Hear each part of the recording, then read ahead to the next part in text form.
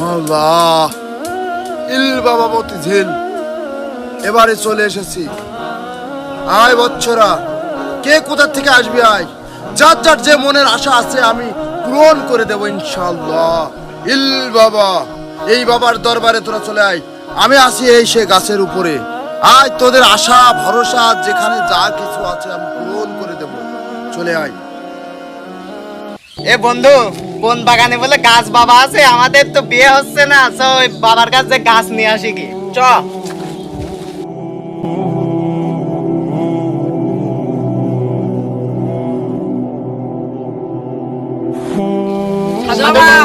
আমাদের বাসান, আমাদের তো বিয়ে হচ্ছে না। কে রে বাচ্চ, আমার ধ্যান ভাঙলো? তোরা কে? কে তোরা? কি তোদের মনের আশা কি বল? সাধু বাবা, আমাদের বিয়ে হচ্ছে না গো। কি তোদের বিয়ে হচ্ছে না? অবশ্যই তোদের বিয়ে হবে। 2 ঘন্টার মধ্যে বিয়ে ঠিক হয়ে যাবে তোদের।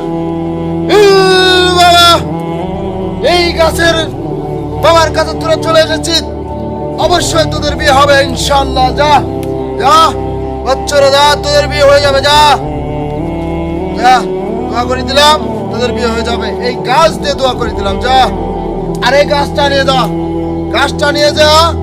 দুজনাই বাড়ির কাছে সুন্দর করে বিছানার সিঁদুরে লিখে দিবি। যা, বাচ্চারা বিয়ে হয়ে যাবে। যা। কি রে, তোর মন খারাপ কেন? বন্ধু, দুঃখের কথা বলবো কি, 2 বছর হয়ে গেল বিয়ে করলাম, এখন পর্যন্ত কোনো আল্লাহ আমার সন্তান দিল না। ইচ্ছে কোনো দুঃখজনক বিষয় আছে? ভাই, আমরা এক সাধু বাবার খোঁজ দিতে পারি। ওই উত্তর পাশে বাগানে এক সাধু বাবা আছে, গাছ বাবা। তার কাছে গেলে আপনার মনের বাসনা পূর্ণ হয়ে যাবে। তার কাছে যান। আমি যে ওই গাছ বাবার কাছে যাবো, কি প্রমাণ আছে যে আমার সন্তান হবে না? ভাই, ওই গাছ বাবা আসলে অনেক কিছু জানে। আমাদের 2 জনের বিয়ে হচ্ছিল না, পরে ওই গাছ বাবার কাছে গিয়েছি, একটি গাছ পড়ে দিয়েছে, পরে 2 ঘন্টা পরে দেখছে আমাদের বিয়ে হয়ে গেছে। ভাই, এই ভাইরা কি বলছে, সত্যি নাকি? আমিও আগে শুনেছিলাম ওই গাছ বাবার জন্য। খালি চ, এখনই যাবো। ওই ভাইরা যখন বললো, তুইও বলছিস, চ যাই তো, আমার সন্তান হয় নাকি দেখি। এই তো মনে আছে সেই গাছ বাবা। বাবা বাবা বাবা, কি হলো রে বাচ্চ? কারারে তোরা আবার? বাবা, 2 বছর বিয়ে করেছি, আল্লাহ কোনো এখন পর্যন্ত সন্তানের মুখই দেখাতে পারলো না। বচ্চ, চিন্তা করিস নি, কোনো চিন্তা করিস নি। তুই এমন মানুষের কাছে আইছিস, এমন বাবার কাছে আইছিস, তোদেরকে আমি এই গাছটা দিয়ে দিলাম। আজকে রাতে তোরা এই বালিশের নিচে 2 জনের মাঝখানে এই গাছটা নিয়ে সে থাকবে। তোদের মনের আশা পূরণ হবে আজকে রাত্রেই। যা, গাছটা নিয়ে যা। যা। ঠিক আছে বাবা। হক মাওলা।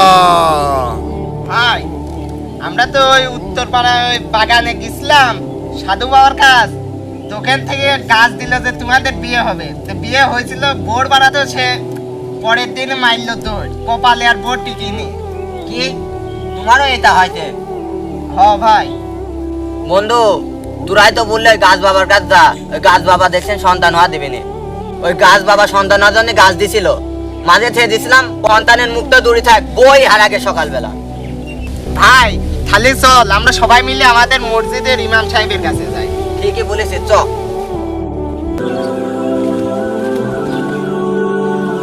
এই দেখ হুজুর। ইমাম সাহেব, আমরা যে বড় বিপদে পড়ে এসেছি আপনার কাছে। তোমরা কি বিপদে পড়েছো? আমাদের উত্তর পাশের এক বাগানে সাধু বাবা এসেছিল, নাম তার দিয়েছে আবার গাছ বাবা। তার কাছে আমরা গেছে, যাওয়ার পরে আমাদের তো বিয়ে হচ্ছিল না, ওই জন্যই তার কাছে আমাদের যাওয়া। গেছে, তে বলছে তোমাদের 2 ঘন্টার মধ্যে বিয়ে হবে। বিয়েও হয়েছে আমাদের 2 ঘন্টার ভিতরে। তারপরের দিন সকালেই দেখছি বউ আর নাই, হারাই গেছে কোন ছেলের সাথে। এখন তো আমাদের মাথায় বাড়ি। তোমাদের কি কোনো সমস্যা আছে? জি হুজুর। তাহলে বলে একটু সমস্যার কারণ। ওই গাছ বাবা আমাকে একখান গাছ দিছিল সন্তান হওয়ার জন্য, সন্তান তো দূরে থাক, পরের দিন আমার বই চলে গেছে। শোনো তোমরা, এটা সবই ভণ্ডামি। ওরা ভণ্ডামি করার জন্য এসব গ্রামে আইছে। আমি হলাম গা, খবর পাইছিলাম কিন্তু আসি না দুদিন। তোমাদের মুখে শুনছি, মনে করলাম এদিকে একবার যাই দেখি, যদি দেখা হয় তাহলে চলো যাই, ওই জায়গাতে ব্যবস্থা করা হবে না। চলো।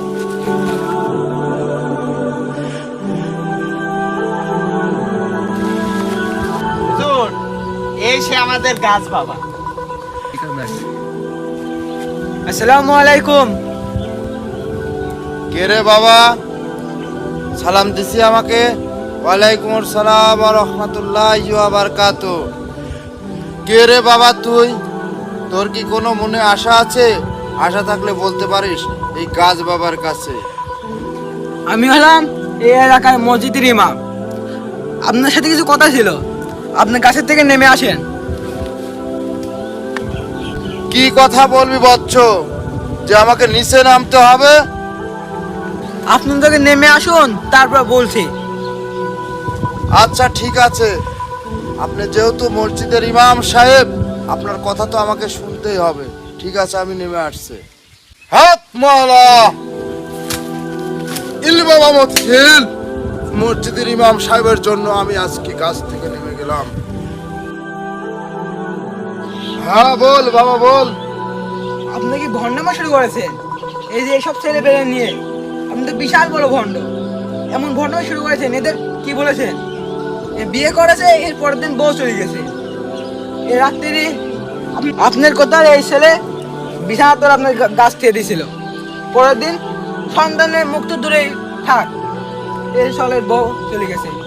এই গ্রামে ভণ্ডামা বাদ দেন, আপনার কি মার খাওয়া শখ করেছে? এই গ্রামে এসে ভণ্ডামা করা শুরু করেছেন। আপনি তো মসজিদের ইমাম সাহেব, আপনার মুখে এসব মার খাওয়ার কথাবার্তা মানায় না। এটা হচ্ছে অলি আউলিয়ার দেশ। আপনি তো মসজিদের ইমাম সাহেব, অলি আউলিয়াকেও মানা লাগে কিন্তু, ঠিক আছে? এই যে মার খাওয়ার কথাবার্তা, ভয়ভীতি, এগুলো চলে না অলি আউলিয়ার দেশ। আর ওদের যা দিছিলাম, ওর দিছিলাম 2 ঘন্টার মধ্যে বিয়ে হবে, বিয়ে হয়েছে। আমি তো বিয়ে হওয়ার জন্য দিছিলাম, এর সন্তান হওয়ার জন্য দিছিলাম। এর সন্তান হয়নি, কিন্তু বউ চলে গেছে আর একজনের সাথে। এটা তো আর আমার কোনো দোষ নাই। আপনি তো সম্মানী ব্যক্তি, সম্মান দিয়ে কথা বলবেন, ঠিক আছে? আমি কোনো ভণ্ডামি করি না। আমরা অলি আউলাদেরকে মানি, আপনার মতো এই ভণ্ডদেরকে মানি না। আপনি তো এই আল্লাহর সাথে শিরিক করছেন। আপনার মধ্যে কি আল্লাহর ভয় নাই? আরে বাবা, তুমি তো মসজিদের ইমাম সাহেব, এই যে বলছো শিরিক করছি, শিরিকটা কি?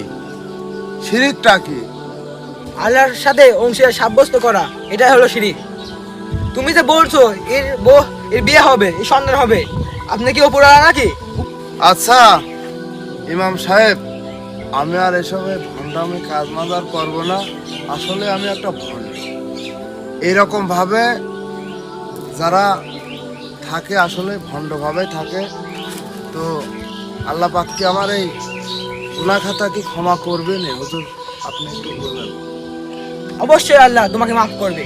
আল্লাহর কাছে তুমি খাঁটি তওবা করো, অবশ্যই আল্লাহ তোমাকে মাফ করবে ইনশাল্লাহ। আমি হুজুর আজকে থেকে তওবা করছি। আল্লাহ যেন আমার এই ভণ্ডামি আর না করায়। আমিও 5 ওয়াক্ত নামাজ কালাম পড়বো, ঠিকভাবে চলবো, মানুষের সঙ্গে ভালো ব্যবহার করব, এইভাবে যেন চলতে পারে ইনশাল্লাহ। আপনারা সবাই দোয়া রাখবেন।